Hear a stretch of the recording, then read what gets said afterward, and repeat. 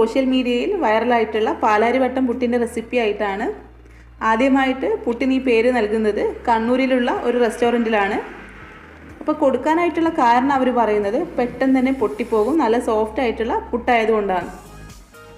അപ്പോൾ ഞാൻ അതുപോലെ ഒന്ന് ട്രൈ ചെയ്ത് നോക്കി, എനിക്ക് നല്ല സോഫ്റ്റ് ആയിട്ട് വന്നിട്ടുണ്ട്. നമുക്ക് ഈ പുട്ടെങ്ങനെ ഉണ്ടാക്കുന്നത് നോക്കിയാലോ. 1 കപ്പ് പുട്ടുപൊടിയാണിത്. കടയിൽ നിന്ന് വാങ്ങിച്ചിട്ടുള്ള KK പുട്ടുപൊടിയാണ് ഞാൻ ഉപയോഗിച്ചിരിക്കുന്നത്. നിങ്ങൾക്ക് ഇഷ്ടമുള്ള ബ്രാൻഡ് നിങ്ങൾക്ക് ഉപയോഗിക്കാവുന്നതാണ്.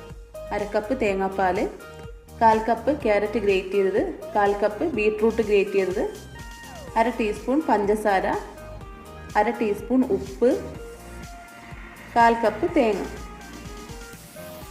ഒരു ബൗളെടുത്ത ശേഷം അതിലേക്ക് പുട്ടുപൊടി ചേർത്ത് കൊടുക്കാം, ഉപ്പ് ചേർത്ത് കൊടുക്കാം, പഞ്ചസാര ചേർത്ത് കൊടുക്കാം. എന്നിട്ട് കൈ വെച്ച് നന്നായിട്ടൊന്ന് മിക്സ് ചെയ്ത് കൊടുക്കാം. അതിനുശേഷം നമ്മൾ എടുത്തു വെച്ചിരിക്കുന്ന തേങ്ങാപ്പാൽ ഒഴിച്ച് കൈ വെച്ച് നന്നായിട്ട്